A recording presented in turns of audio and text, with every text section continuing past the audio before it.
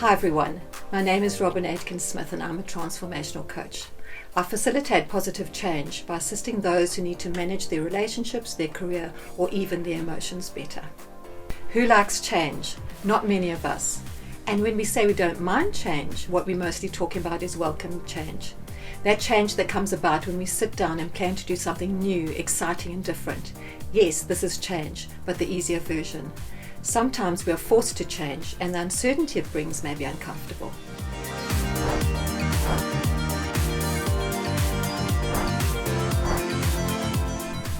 Hi everyone, my name is Robyn Aitken-Smith and I'm a transformational coach. Today we're talking about uncertainty in the time of COVID-19 and how to manage uncertainty and the psychological effect of this uncertainty during the lockdown. It's true that many of us are facing challenging times, with South Africa and the rest of the world being affected by this pandemic. So naturally, we're worried about the health and well-being of ourselves and our loved ones.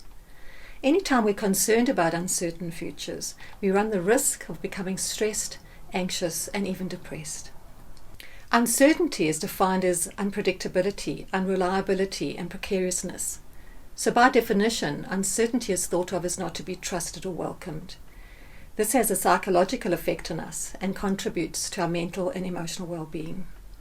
What takes uncertainty to another level is conspiracy theories, fake news, denialists, survivalists, doomsters, etc. We may not even know what to believe because of all the mixed messages we're receiving. The question is how to manage uncertainty we're experiencing and the anxiety it brings during lockdown. Well, firstly, don't get involved in the drama and don't feed the panic, especially if it triggers strong negative emotions in you. Acknowledging emotions, be it anger, anxiety, sadness, frustration, or hopelessness, is the first step to managing them.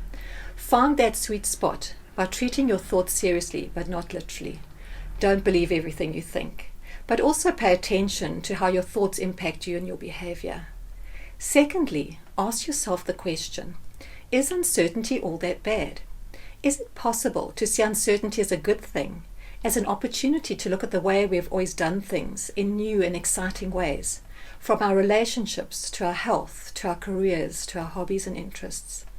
Become aware of any negative self-talk and commit to reframe or think of a situation, person or relationship in a different and positive way.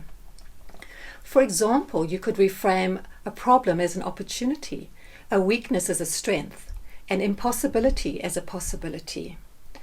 For example, instead of saying, "This is terrible," rather say something like, "This is interesting." Thirdly, use this time to reflect on what is important and to find new meaning for our lives, regardless of our situation. For some, lockdown is much more challenging, uncertain, and uncomfortable than for others. But we can all work with what we have. Do yourself a favor and read Viktor Frankl's Man's Search for Meaning during this downtime. The core of Frankl's philosophy is that a person's deepest desire is to find meaning in life. And if we can find that meaning, then we can survive anything. Read it, you'll be inspired by what we are truly capable of achieving. Fourthly, set some goals for your health, for your relationships, for your career, for your hobbies. Write them down in your journal, on a vision board or in a vision book. Start today and do what you can to create an inspiring vision and future for yourself. When we're experiencing an uncertain present, one of the things that we can do is to focus on an exciting future and become more certain about ourselves, who we are, what makes us tick, and what we need to be focusing our time, energy, and emotions on going forward. Fifthly, find new ways of reaching out to ensure that we don't become emotionally isolated. Long before this pandemic, and because of technology, people have developed psychological issues such as unhealthy communication, attachment disorders, memory and distraction problems, patterns of narcissistic behavior, and expectation of instant gratification, and even anxiety and depression. So do not hesitate to make deep and significant connections with others and nurture and cherish those who are important to you. Also, find the humor in the situation.